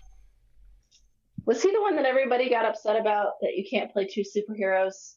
Maybe. I don't. Probably was. Yeah. But, it was Marvel Studios versus, like, the other Marvel movies done outside of all that. It was basically like when Kevin Feige was attempting, or he was making all these 2000 films, like X-Men and so on. He had part in it, and he just basically learned, what was right to do and what was wrong to do, and he just adapted that for the Marvel Studios because they regained some of the characters to make their own movies. He basically learned from those other films. Yeah, like I said, do a period piece Captain America. I think that'd be really cool. Ditch the mask, he could just wear a black shield suit thing, and I don't know. I mean, there's a lot they can do with it, but there's a lot of possibility. So I think he'd come back for the right reasons, though. I don't think he would tarnish. He said before he didn't want to tarnish how they left off the character. So, it must be a hell of an idea for him to want to come back. Not to say his career's like, suffering or anything. He did Knives Out, and he got to play a jackass again. That was fun. I think he had a lot of fun with that part. Yeah. Sold some sweaters. A lot of people like that sweater you wore. Like, kind of like my wheel, like, just as we've been talking about this, my wheels have been kind of turning a little bit. It's like when he went back in time in Endgame and like decided to have this life with Peggy and everything, does that mean that like the original Captain America is still stuck in the ice somewhere? Yeah. I'm sure that's what it is. And there's a thought that she was always married to him. He never saw her husband, I don't think. And so he probably always was there. It just was quiet, for certain reasons, or obvious reasons, I guess you'd say. But yeah, that's kind of an intriguing thing. Like, you could, maybe he makes a journey up there in his snowmobile and he's like, yeah, I'm right there.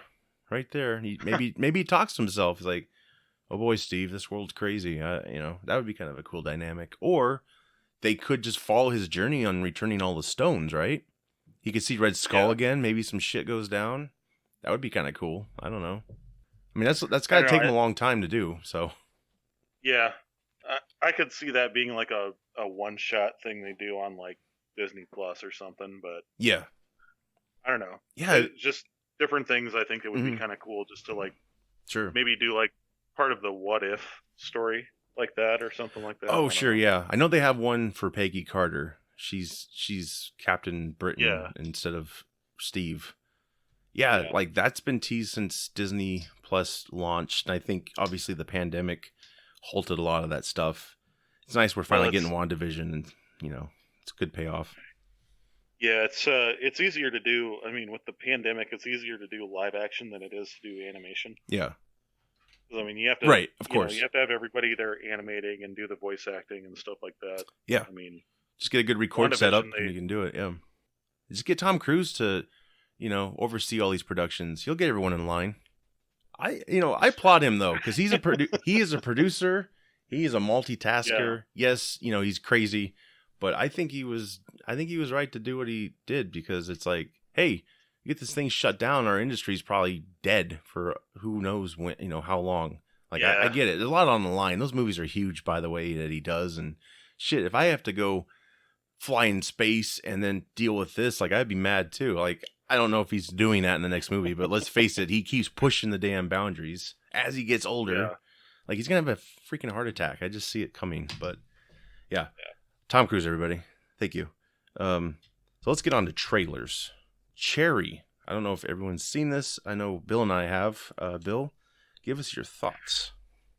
So it looks like a little more of a psychological type of role for Tom Holland. He kind of seems like he's conflicted and like fighting himself, and kind of has some internal conflict, but it looks really good. It looks really well done. I think it's going to be a more dramatic role for him. He's not going to be the, gee, Mr. Stark kind of guy.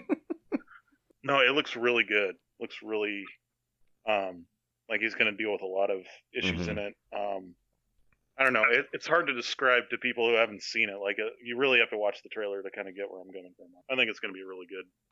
Yeah, I didn't even know about the film until I saw the hype for it, and it's a Russo brothers film, which is like, oh, that's cool. They're really, talented, obviously. This is something outside of the Marvel films.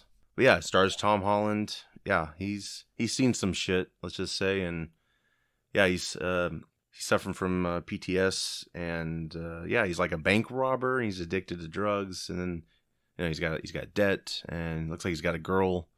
It's a dramatic piece, obviously, but the way it looks kind of like Pain and Gain in a way. You know how Pain and Gain was made? It was entertaining, right? It wasn't just dour. It was like, yeah, these guys are into some serious bad shit, but there's some funny back and forths and, incidences where, you're like, this is funny, or that was a cool action scene for some reason.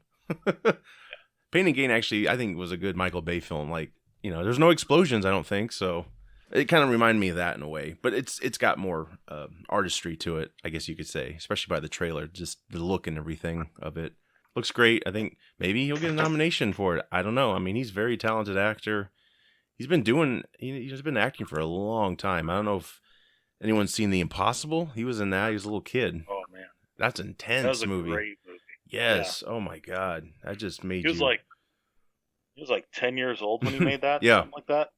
I mean, he played like a 10-year-old kid in it. Right. I don't know if he was actually 10, but he's 20. It was like, I think he stole the show from Ewan McGregor in that movie.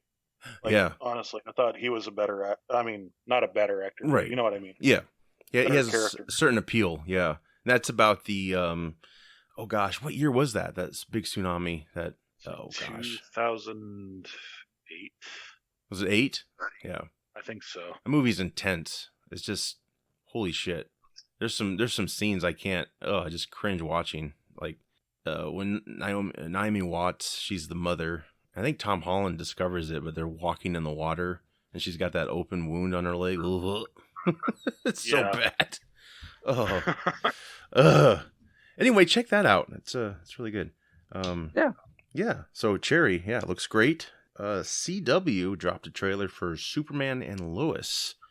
Got to say, I haven't really been a big CW fan for a long time. Just it started getting very formulaic, kind of like a merge letter, mail merge letter. It's just like, insert here, da da da da.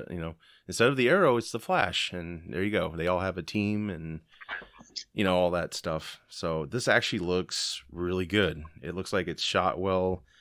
It looks totally different tone wise. Yeah, I would say it's a different perspective of Lois and Clark that we've seen before. Like they have two teenage boys. Mm-hmm. They're living in Smallville. I don't know. It looks really good. It looks a little bit dark in some respects, but something different. I like it. Yeah. When it comes to CW, I'm very like. I used to like Smallville, like the first couple of seasons, and then it was just like, oh my God, you're doing way too much, way too fast. Yeah, right. But I've never been a fan of like the Flashverse, Arrowverse, Supergirlverse, any of that garbage. It's way too campy for me, and I can't get into it. But this is something I might actually get into. Mm-hmm. Yeah, I think you could do a best of with those shows and get some good material out of it. But yeah, there's just so many filler episodes, and yeah, I just think I gotta say something related to Supergirl. I don't know if you guys agree or have seen John Cryer as Lex Luthor. I was not a fan of that casting, but I gotta say, I think he's done a really good job as Lex Luthor. It's just my opinion. I never would have picked him, but maybe it's the beard. I don't know. It changes it up a little bit, but I don't know. What are your thoughts? Maybe they'll recast Lex for this one. I don't know. I'm still. Maybe I'm just overly nostalgic, but I'm still stuck on the Smallville Lex Luthor. Sure. Yeah. I thought he was like one of the best ones they did. Yeah, they couldn't get him to come back for that crossover. No, he's still a better Lex Luthor than Jesse Eisenberg. Boys, I think we can all agree with that. Yeah. Well, Joey doesn't, but and Steve met him, so he's probably changed his mind on his performance. I don't know. Yeah, that was just too goofy, but maybe he got grounded after the whole BVS thing. It looks like it anyway in the Justice League trailer or the teaser we got. That probably will never happen. They're going to build their own team. I wonder what they'll do, if they'll bring Cryer in this or not. Tyler Hoechlin, I think that's his name. He's playing Superman, Clark Kent. He's actually the boy from Road to Perdition. I don't know if you remember that film. Oh, wow. Yeah, I discovered that last year, I think, and I was like, oh my god, that's him. He's all grown up. I feel old. Huh.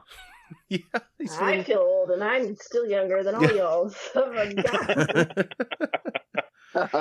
Yeah, but yeah, it's pretty cool. He's Superman. I think he pulls it off pretty well. He's got a 5 o'clock shadow now. They've changed his look a little bit.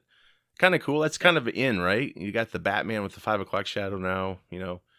Just I guess they don't have razors much, or his hair's like steel. He can't shave that often. I don't know, but he got a new super suit. I think it looks great.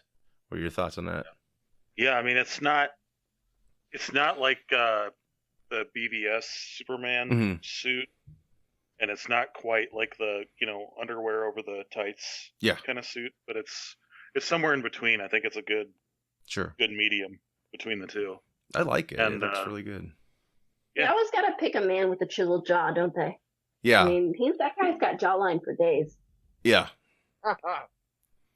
Unless you get like surgery, and then they you got the part, but you got to make your jaw bigger. So as long as they don't, CGI his face to remove a mustache, then we're good. Yeah. The whole teenage son dynamic's really interesting. The two boys, and yeah, it looks like they discover he's Superman in this trailer. Like they didn't know. He lifts that truck up, and they're like, "Holy shit!" They're probably like, "I'm going out tonight, Dad." He's like, "No, you're not." He lifts the damn truck up. Does that mean that his children are part something? Like human? You mean? Or yeah, like part human, parts. The rumor is that one of them has powers and the other does not. I don't know if that's true, but that would be interesting. Maybe one's like a hell of a writer, just like Lois, and yeah, it kind of, I don't know if kind of squashes that theory Mallrats had about Superman and Lois having a baby. Or no, it was something else. Never mind. But yeah, Lois is played by Elizabeth Tollock. I think she looks the part. There's a lot of good imagery in this trailer, like them getting married, returning to Smallville. They got the Kent mailbox. It's a classic thing we've seen before. Looks good. Yeah, I'm falling for it. Obviously, it's probably gonna end up being a CW like thing, but I hope they just changing it. Change it up. I think if I caught this in the trailer, and granted, I've never seen the Supergirl and all that stuff, but are Jonathan and Martha already dead? Yes. So he never had a heart attack or got sucked up in a tornado when he could have saved them. You don't have to do another. My parents are dead. I'm mad. Yeah. God. Well, it's who's that guy in the trailer who was like, "Why'd you come back here?" Oh, yep. That's Sergeant Lane, isn't it? Lois's dad. They worked with him. That character existed in Smallville, I believe. Yeah, he's Lois Lane's military father, I think. So yeah, and there's some super suit or bad guy coming. He's got a suit. We don't know who it is, but yeah, they showed him opening a huge crate of kryptonite and putting on some Iron Man, right? Ironmonger. It's Tony Stark. He's back. Yeah. Crossover. Crossover. Yeah, there's some space scenes that look amazing. Of course, the pilots, they usually put a lot of money in, so they look great. And then the rest of the show kind of, gets trapped in the office space, if you will. You got a team with computers all around you, and stage sets and all that. We'll see. It looks better than I thought it would. It really makes me want to watch it. Are you gonna watch this? You can tune in. Yeah, I'll give it a go. I don't know. Jury's still out. Do it for the jaw. I might. I don't know. I've never been a huge Superman fan, though. You guys know that. I've always been more about Batman. And oh, right, yeah. If only Ben Affleck had a Batman show, Megan would be there. Like you guys said, though, it does look more cinematic than it does an actual TV show. So yeah, that gives me hope. Same here. I hope CW is finally changing up because I think their ratings are going down with these superhero shows. I think people are finally tired, and hopefully that makes them change things up. I hope. They need to have a new... Well, they were also campy looking, after after a little while, it was kind of like, oh. Well, Arrow started out really dark, I think they had dark greens and stuff, and then when you got the Flash involved, they kind of went and gave you some more color, which I was for, but yeah, it gets... they get probably a little too far into looking like, just simple, flashy costumes. But I have enjoyed their crossovers for what they are. I like seeing the old Flash, John Wesley's ship come back in a suit that looks very similar to his 90s suit. Things like that, and they bring in Linda Carter. So I do like, those shows are great for, those particular moments. But yeah, outside of that, it's like, I just hate filler shows. I think I'm more of a fan of how BBC does it, kind of, it's like three episodes, hour and a half each maybe, and you're done. Yeah.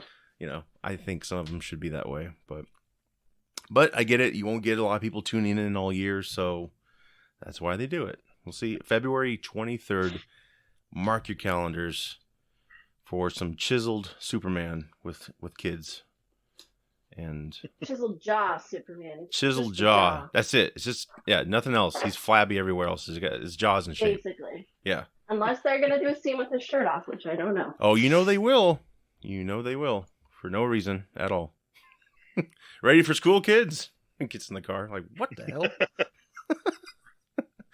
Dad? Suspenders? Yeah. Moving on. Mortal Kombat. I believe the original film came out in 95. It still is the best film to me that's been adapted. Even though it really goes for it, right? The popular game we grew up on, early 90s. I'm not sure. It might have existed before that, but you guys like the original film, 95 version, for what it is? Oh, yeah. The first one, yes. Annihilation. Oh, that was bad. I remember seeing that in the theater. 5 minutes in, I'm like, oh, wow, this is just garbage, but I guess I'll watch it. Yeah, the first one's such a classic, yeah. And there's been many attempts over the years to remake Mortal Kombat. I believe maybe it was a YouTube series that went very, very dark. This looks... Mortal Kombat Legacy. Okay, I never did... I maybe caught an episode or two, but yeah, they were really going... They changed did really well with it. Did they? The original trailer they did for it, like they were going to make it more grounded in reality. Right. And then when they started working on season 1, they're like, yeah, we really can't do that. We gotta go for it. Yeah. But they brought back the original Shang Tsung in season 2. They did? Okay. Cool. Oh, wow. But then I don't know, season 2 took like kind of a darker take, like it's obviously like set after Liu Kang won the original tournament, and now he's like pissed off and drunk and really, he's, like, wow, evil. Yeah, it's really good. Sure. I mean, if you can find it on YouTube. Granted, it's Machinima's no longer a thing, so you have to like look at some of the bootleg re-uploads of it. But, right. It's actually really good. Nice. I'll have to check that out. So that's a little something to whet your appetite while you're waiting for the... There you go. Or play the game. Movie to come out. Absolutely. But, the casting looks very solid. I think there's a lot of like kind of pick and choose from pop culture popular movies for the casting. We've got Shin Han as Shang Tsung from The Dark Knight. Ooh. We got Hiroyuki Sanada is playing Scorpion. He was in Endgame, but I'm trying to remember what character he played. He took on Hawkeye's. Hawkeye. Who's Hawkeye in that one for a bit? It's the other guy, Ronin, right? Yeah. Yeah, he fought. He slashed his throat. Yep, Ronin. Yeah. Then another Spoiler. MCU veteran, so to speak. The guy that played one of the Warriors 3, the Asian one. Oh, sweet. He's playing Raiden. Oh, okay. Cool. There's going to be a original character in it. Ooh. Who kind of like helps the Earth Warriors out. I don't know too much about him, but hopefully he's not another Art Lean. You don't need another one of those. Ludi Lin from the 2017 Power Rangers is playing Liu Kang. Oh, okay. He was the one that played Zack in the new Power gotcha. Rangers movie. Yep.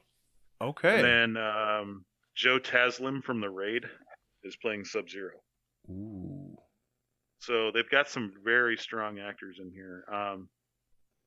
Yeah, I think it's gonna look good. I think I'm really looking forward to it. I'm probably going to be one of the ones waiting for the midnight release to go watch it in the theaters, if Sure. that's a thing. I'm just excited that Steve Harvey's still working, you know? Oh, I know. Man, he's playing Jax in this movie. That's awesome. We're gonna get that trending, I think, from this episode. Steve Harvey's in Mortal Kombat? He is. That's a very nice looking mustache, too. I'm surprised they let him keep it. We surveyed Americans, and the top 10 fatalities are... Oh my god. No, but speaking of that, this is going to be rated R and have gory fatalities in it. There you go. Ooh. Man, if you've played anything from like Mortal Kombat 9 forward, the fatalities have gotten so over the top. Yeah, Oh, I bet. know. They show bone breakage and stuff now.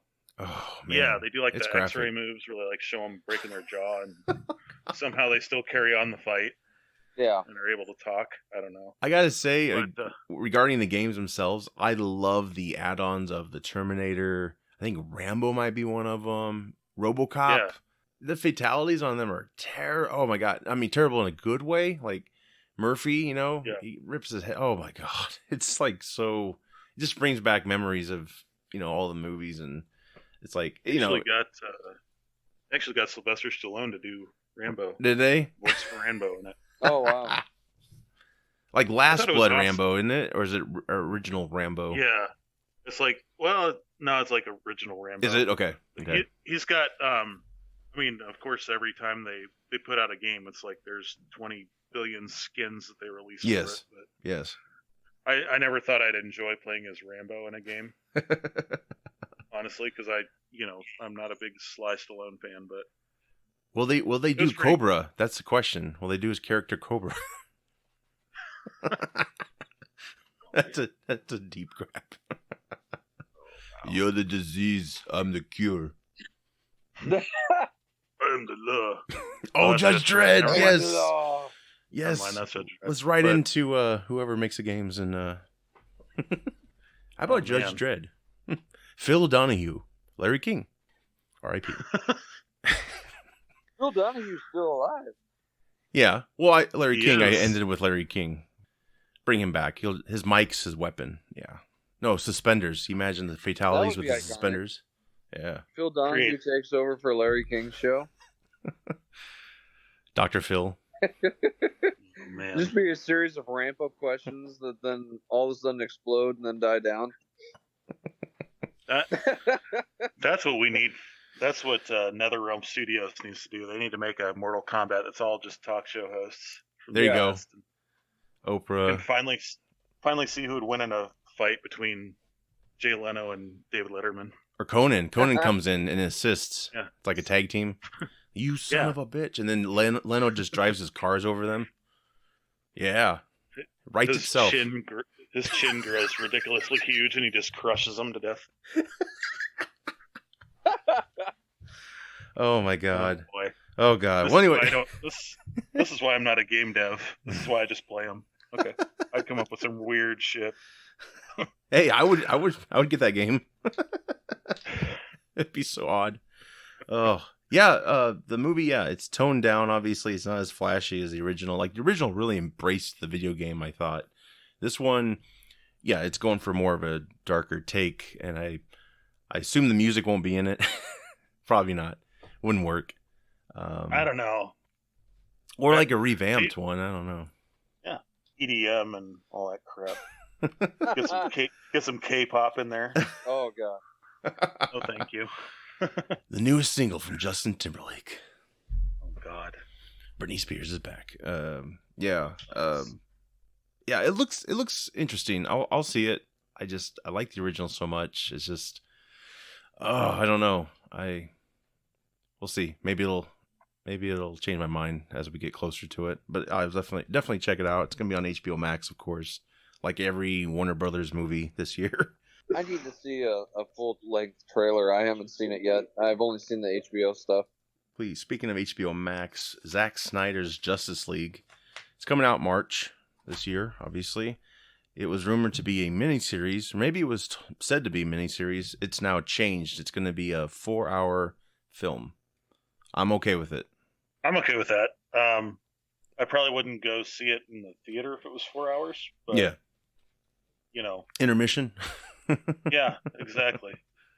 I think some theaters even did that for Endgame, didn't they? They put like an intermission in there. I don't know. Maybe I'm making that up. I just remember I didn't eat or drink anything until like halfway through. I'm like, I'm not getting up to go to the bathroom. Like, I have to be here. No, I mean, as long as they do it justice. I mean, no pun intended. But I mean, as long as they do it justice, I really did not like the original one. So Yeah. hopefully this one's gonna totally change my mind on it. I think it's going to be something completely different. Like, there was so many alternate takes, story-wise, character-wise. Yeah, I think we're in for a real treat. And yeah, will it be Avengers great? Maybe not. I don't know. But I think it's going to be a lot better than what we got. And Yeah. they say it's a dead end, the creators right now behind, or the president of Warner Brothers. So far, they say it's a dead end. Who knows? I think it's going to be based on success. I could see them maybe, if it's successful, I could see them maybe trying to do another Justice League. Maybe. I don't know. Yeah. It remains to be seen. But them allowing Snyder to do this kind of gives me a feeling that, hey, they would consider him coming back maybe for one more movie. Like I said, it just depends on how well it's received. But I'm sure it'll be a lot better than the original movie. It's the way it should have been, let's just say. And he's also working on a new BVS cut, director's cut, that's like over 3 hours long, which that's how his movie was initially. And Warner Brothers made him cut it down. And so that's, I think where a lot of people got upset. Like, what is this? Doesn't make sense. All this build up, the story, these other plots, they just didn't have room to flow in that cut down version. And I will say the BVS Ultimate Edition, I believe it's called, much better. Check that out. A lot more things are explained, but I could only imagine his new cut is going to be a lot more explanation, certain events and setups, perhaps. I'm happy he's doing that. And then, of course, his Justice League, I'll definitely buy both on physical media when they come out. I'm excited about it. This is something I wanted, was hoping for when they released the original Justice League. Yeah, I'm down for a 4-hour movie. I know a lot of people complain now. It's funny how people complain now about these, Wonder Woman, they said it was very long, which I understand the complaint because, yeah, it did drag some spots. But I remember times where, and we all do, I'm sure, superhero films were like an hour and a half, maybe 2 hours. I didn't ever felt like we got enough of it, Like I remember coming out of Last Stand and, I was pissed off because they just butchered a lot of things I didn't like. But it was such a short film, it felt like. And I just remember thinking, like, I would see a 3-hour X-Men film. Give me that. Yeah. I will see a 3-hour X-Men film. Maybe we'll see that now that, the properties are back under the House of Mouse. Yeah. See what happens. I'm really looking forward to what they're going to do, because that's the other, going back to WandaVision, that's the other rumor, is like she'll make this multiverse thing happen, possibly, and she'll bring in the mutants, which I'm like, I'm down. Like, that's probably the best way to introduce them. And I think, they're going to treat them a lot better than they were treated. There was some highlights to their old films, but yeah, there's a lot of lows as well. 4-hour Justice League film, I'm down, and you'll be able to pause it if you don't see it in the theater. But yeah, if you see it in the theater, just like I said, don't eat or drink anything. Get ready. Take an empty gallon jug with you, just in case. And then spill it by accident. Oh shit! Oh god! Everyone starts smelling like, no. Hazmat team comes in, kicks your ass. Well, just be careful. Yeah. Drink responsibly. Bill, you've got some game news for us? Yes. So I don't know if you guys have seen those 1-up arcade machines in like Walmart and stuff like that. They have like, Pac-Man and all this stuff, yeah. like those little arcade cabinets. So my inner child just absolutely had a shit fit when I heard about this. But the X-Men arcade game what is getting released as a cabinet. So damn. No. And I'm not gonna lie, like I spent so much money pumping quarters into that machine when I was a kid. I just Sorry, loved broke it. my arm. Yeah. I was playing X-Men, and I spent all my money, and I was supposed to get food. Uh-huh. Yeah, that game brings back some memories. Oh wow. Oh yeah. That was like the Sega So- Genesis X-Men, right? Adapted. No. Oh, it was very This is different. the arcade version. I think I've played it, but I guess I thought, you know how sometimes they This is the one where they had like 3 TV screens on it, and you could play as. It was like based on the Pride of the X-Men. Oh, So it okay. had like Nightcrawler, Colossus, Okay. Cyclops, Wolverine, all them. I think I remember. Yeah. But it's going to be 4-player. It's going to have online functionality, so you can play with friends or Whoa. people from all over the place. I think it's going to include. There's also a Captain America and the Avengers game. Sweet. That was like the one that said, heroes don't do drugs or whatever. Do you remember that one? Vaguely, yeah. That one's going to be included with it. I think there's another Avengers game included with it or something like that. But another one coming out is Dragon Slayer. If you guys ever remember playing that. That was like one of the first games to have like QuickTime events. Okay. Stuff like that. Sure, I passed it by back in the day.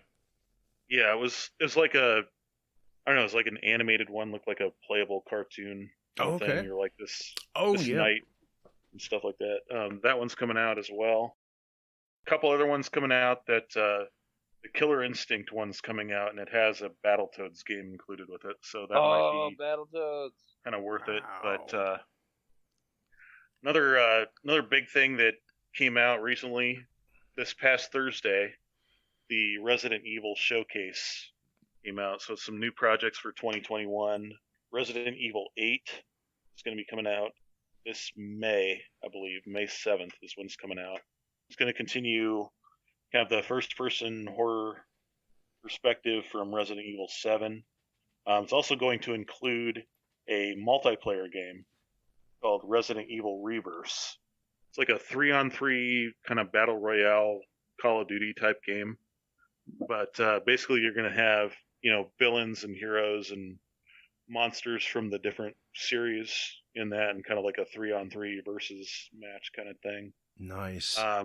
So that's going to be kind of cool. There's a closed beta that I signed up for next weekend. Try that out. I don't know if I'll get into it or not, but if I do, I'm going to put some gameplay up on my channel. Sweet. Look forward to it. And they're doing that as kind of like a total fan service, like 25th anniversary of the series kind of thing for fans. So Nice. it's looking pretty cool. That is awesome. And also, there was something you made me aware of, Josh. The Indiana Jones game. Yeah. Coming out from Bethesda. So it's the same team that worked on the Wolfenstein remakes. They did is going to be working on this. It also involves, I think, one of the lead developers from Bethesda is working on it as well. So that's kind of doesn't fill me with a lot of hope, but we'll see what it looks like when it comes out. Bethesda is making a deal with Microsoft, so now all their games are going to be exclusively for Xbox. Oh, I wonder if you think this Indiana Jones game might be a victim of that? I don't think it is. Hope not. I think because there's another team that's working on it. Sure. They're going to make it. They want to make it a console-wide release, like yes, for every console and for PC and all that. But they should not screw that up, man. We waited too long. I really hope not. There's not much from the trailer. It shows a shot of a desk and like some maps and old text and stuff like that. But the last shot shows him picking up the fedora and the whip, and so it's kind of like everybody got really jazzed with that. But that's how Mitch leaves the house. Yeah. Grab your whip and fedora. Here we go. I think in Iowa it's like grab your Carhartt jacket. Yeah. Vape rig. But anyway. That's awesome though. That's staged desk, and that's classic. That's just what you want to see. That's yeah. I mean, Machine Games, the developer that worked on Wolfenstein, if you played those games, they make a they do a lot of research when they, go to like historical locations. They want to make it look accurate as possible. Oh, nice. I like that. I mean, granted, you take that with a grain of salt. There's not a mechanized Hitler in this game, but I don't know. Like Bethesda, I don't know. You guys are familiar with the I'm not. way that company's kind of gone. They're the ones that do the Fallout series, the Skyrim series, Oh, okay. stuff like that. And so they totally dropped the ball when it came to Fallout 76, just like a multiplayer Fallout game Right. came out a few years ago. So that kind of gives me pause with it, as well as if they decide to make it Xbox exclusive. I really hope they don't. Right. I'll have to buy an Xbox. Yeah, I'm still not going to buy an Xbox. I know. I probably won't. I'm just saying that. Maybe we'll get it sponsored. Thanks, Bill. Yeah. Gates. But yeah, it's like that's kind of all I really had for news. That's awesome. In here, so much to take in. Yeah. Jeez, so much money to save up. Yeah, Gonna have 10 of these arcade machines in my house. Oh, I know it. What I've heard though, like they're easy to, because they run off of the ROM technology that like emulators use. Okay. So I've heard it's possible to like modify them and put more games on it and stuff like that. Cool. I don't think I would tear it apart and waste $250 on or whatever they are now. I don't even know how much they are, but no word on when those are coming out. They're just projected for 2021 at some point. I've wanted the Ninja Turtle one for a while now. I've been very tempted whenever I get a lot of money in my bank account, which is rare. I'm like, oh, that would be kind of cool. It would be cool. I think it would be, I don't know. I would like to be able to like build my own. Right. And just say I want. You can add on to it. Yeah. I want X-Men, Ninja Turtles, Simpsons. Yeah. That's about it. But, yeah. You know what I mean? Yeah, I think that's what stopped me is like, it's just one game, It's like, I mean, I know you can easily spend like a couple grand to get an actual arcade machine for one game, but I'd like to be able to play more than just one, room-wise too, you don't want, not everyone has room for these systems. They're smaller, but they're still big. Yeah, the good thing about those cabinets is they don't take up a lot of space. Yeah. It is kind of a pain in the ass to stand there if you're planning on playing for 2 hours. But I mean, you can always get like a bar stool or something, I guess. Yeah, which you can buy. I know the Turtles one offers it, and of course it's separate. It doesn't. I don't think it comes with one. Of course it is. You also have to buy a height adjuster, I think, too, maybe, because they can be pretty low to the ground. Yeah. Yeah, that's true. I've read into some of it. Right, yeah. And some of the plastic they put over the knobs and stuff, around it, that can crack. So you have to get better plastic. It just has some, shortcomings, but it's still tempting to buy it. Like, it looks really fun. You could just buy a regular bar stool, of course. Yeah. I've pictured that in my family room, like in the corner. But again, it's just one game, so it's like we might get tired of this game after a while, and we will never play it again. So you run that risk. But I'm sure the resale is pretty good on them. But I'm interested to find out more about these newer ones you're talking about, because you said like some of them have like internet capabilities and multi games within them. Yeah, that's cool. Yeah, I like that. There's even one they're coming out with. It's like one of those 4-player like pub style games it's like a round table, has like the TV in the center. Oh yeah. Remember things like that? Yeah, like so Pac-Man sort of. Out, yeah. Yep. It's kind of like that. They've got one that's coming out. It's got like Pong and Tempest and Super Breakout on it, but it's like $550 on pre-order. Wow. So it's kind of one of those things like nostalgia, yes. Price, no. Yeah. I'd rather take the $550 and spend it on a PlayStation 5 if I can ever find one. Right. Exactly. Yeah. How goes the PlayStation 5 status? Is it? I was just going to ask that and Xbox S. Like, why can't we find these? Where are these things? So, yeah, I was looking at the reports for just the restock in the U.S. and major retailers, Target, Walmart, Best Buy, things like that. They don't have any projected idea when they're getting more. I mean, you can buy all the accessories there. Get ready. Yeah. But I think it's the same thing with the Xbox Series S. They had such a problem with with people scalping and all that around Christmas. Mhm. It's just They just bought like the trying whole. to catch. Well, it's like they're trying to catch up now, and not only that, but like they've got hardware issues and things like that Mhm. they're trying to fix. So I don't know. It's gotta be We'll daunting see. to, Maybe to make a video console. Like just the anticipation. Like how many years has it been since the 4 was released? Are we with? wow. Yeah, I know I just threw that at you, but back in the day, maybe it was every 5 Oh. years they had a PlayStation come out.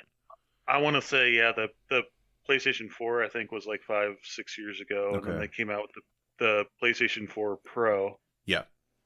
Which is like I don't know what the difference. I don't see much difference. More in the two of them, storage, but right? Is that how it works, or? yeah, it's like more storage, higher DPI on it, I guess. Well, it's nice they have external hard drives now, because I know Joey he had to switch one out like the old way, and then they announced the external hard drives.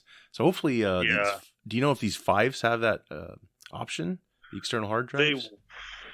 I don't Hopefully think so. they've learned. Oh, really? Oof. Well, I guess if you play it a lot, then that'll be a problem. But At first, I don't think it's going to be immediately available. You can still use your PlayStation 4 okay, setup for it. Yeah.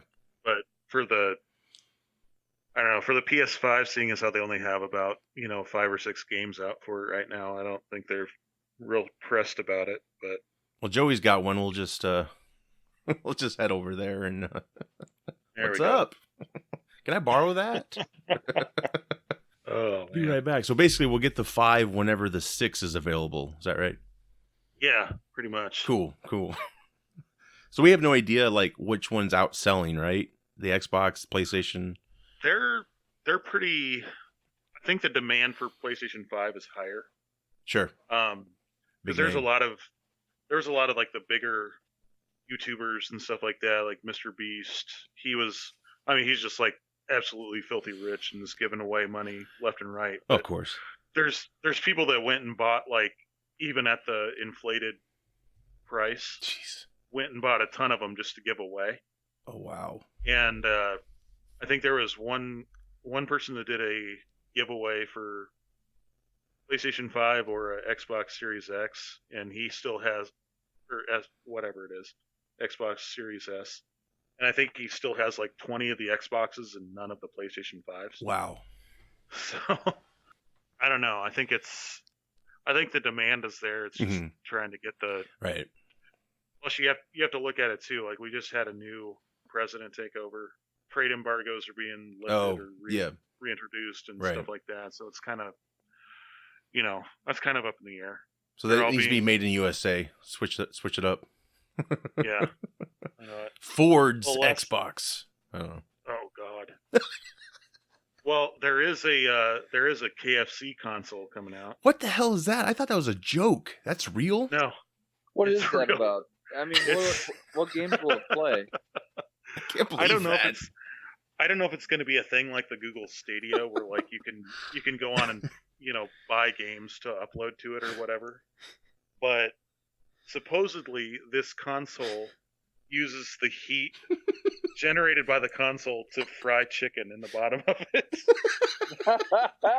So I don't know. That's not going to last It's kinda long, will it? I mean, It's like a console mixed with an air fryer. oh, there you go. Yeah, there you go. It's so, I don't know what the hell's The going on. quest with to it. find the original recipe. Hey, Yeah, exactly. I can cook dinner and play games at the same time. What? I don't even have to do DoorDash anymore. Kids are like, chicken again? Yes. I'm just wondering when it's gonna get to the point where like somebody's gonna get one of these consoles and try to just shove a whole chicken in there while they're playing Call of Duty. Oh You're my like god. on voice chat. That you're- thing's- you gotta kill it first. Poor thing. That thing's gonna be so greasy. It's gonna be so gross. Oh god. I can't believe that. Well, McDonald's is next, and Burger King, and you know what? Steak and Shake. I'm surprised McDonald's hasn't come out with their own console. oh gosh. Remember when they used to have the N64 in their play place? Oh yeah. Oh really? Oh, maybe I Yeah. do remember that. Yeah. Wow. Oh man. I just remember they used to have better toys. That's all. Yeah. Everything was great when we were kids. Pizza Hut, you Oh, go there and get a nice thermos, or remember the Phantom Menace cups? I bought those. Oh yeah. Land Before Time, the hand puppet thing. Oh, I still have those. Back to Future 2 sunglasses. I mean, I could go on. There's just The good old days. the like crystal glasses they had for Batman Forever. Yes, I still have mine. They like light up or whatever. Flintstone. They had Shrek cups. Oh God, what happened? I have to say, I hope with the release of Ghostbusters Afterlife they bring back Ecto Cooler. Yeah, they did last time for the 2016. I made sure to get a lot of it. I got cans of it. Yeah. Oh, it's so good, so good. I know you can make it too, but you have to. You have to order some of the ingredients. It's not the same. Probably not. No, it's not the same. No, they'll bring it back, and there's rumors there's maybe going to be other flavors of Ecto Cooler. So they're definitely bringing Twinkies, which I'm like, I don't need Twinkies, but okay. Oh, the green filled Twinkie. Yeah, it's like blue or something. They got cereal. Yeah. I mean, I'm excited. That's we didn't get to it, but there's like a lot of film delays. Obviously, that's one of them. So we have to wait even longer. But I cannot wait. There was an awesome thing that Jason Reitman said about the film. He showed it to his dad, Ivan, who directed the first two. Mm-hmm. He cried after he saw it, like in a good way. He wasn't like, "This is shit, son." No, he was like actually happy about it. It looks great, and yeah, I hope it brings back all these cool. You got the vintage toys coming back, so. Yeah, Ecto Cooler, I took that for granted for so many years. Like, I saw it on a shelf, and then one day, like, years later, I was like, oh, I want some Ecto Cooler. I'll just go to the high C aisle, whatever. It'll be there. Nope, not there. Yeah. I had no idea they took it off the shelf. But it's just as good as I remember. It was awesome. And my daughter actually loved it, too. I remember the movie theaters actually sold it in cans. It was really neat. That's the only great thing that came out of Ghostbusters 2016 was the Ecto Cooler. So, yeah, can't say much about the movie, but I mean, hey, my daughters like it for what it is, but you can't beat those originals. You just can't. You can't even try. Yeah. They should have just made a sequel, which they're doing now. Taking care of business, and yeah, I'm excited. But yeah, hopefully Ecto Cooler. I will buy a freaking crate of that thing. I want it. I need it. Oh yeah. We'll just all pitch in for a Costco membership and just go buy out their stock. Oh God, if they did like a keg of it. Yes. Oh man, that'd be awesome. All right, boys, we're gonna do a marathon of the original Ghostbusters movie. Let's tap the keg. Yeah, there you go. That's the way to do it. Yeah. Find something to mix it with if you like. We'll spice up a little bit. They did introduce a new ghost. I don't know if you guys saw that, but there's little snippets coming out about the movie, and this new ghost it was in the trailer. It looks cool. It's not Slimer; it's a different ghost, but I'm digging it. So I like the design, and I can't remember too much more about it, but obviously we'll be covering it down the road. I hope, hopefully, very soon. James Bond, we got to wait longer for. Bummer. So. Shit, Craig will probably be in his 80s by the time it comes out, so it'll definitely be his last film. Yeah. Our summer's looking promising, though. Yeah. We might actually have some summer blockbusters to go to. That would be cool. Year. That'd be cool. Yeah, I worry about Black Widow, Free Guy. Yeah, Black Widow. That's gosh, that's just kind of they're gonna have to really hype that up again, aren't they? I mean, it's just kind of you don't even know about it anymore. Yeah, I remember when the trailers came out. I was like, man, I can't wait to see this. And now it's like a year later. And you're like, oh, Black Widow, okay. It's like oh, poor Black Widow. It's harkening back to the days when we used to have to wait a year to get a movie to be on VHS after it went to the theater. Oh, yeah. Yeah, I still remember when Jurassic Park came out. I raced over to the Dolls on my bike and picked it up. Of all places to buy from. It was right by my house, that's why. But I remember racing back home. So excited. Oh, that tape was so heavy. Those were the days. Oh, God. Yeah, good stuff. Well, guys, I know we ran long, but thank you. We covered a lot. It was great. Anything else before we go? I don't think so. I'm good. Yeah, I'm good. Please plug your channel before we go. Oh, yes. So 515 Gaming on YouTube. If you guys want to head over there, subscribe. We've got a page on Facebook, on Twitter, on Discord. Looking to ramp it up quite a bit here in 2021. So if you want to go check that out, it'd be great. Fantastic. Done. I'm there. Done. And check us out too. Field of Geeks. We're on YouTube everywhere, pretty much. A lot of good stuff out there. 515 Gaming, awesome, great stuff. Thanks, guys. We will be back. I'm Josh. I'm Mitch. I'm Bill. I'm Megan. We out.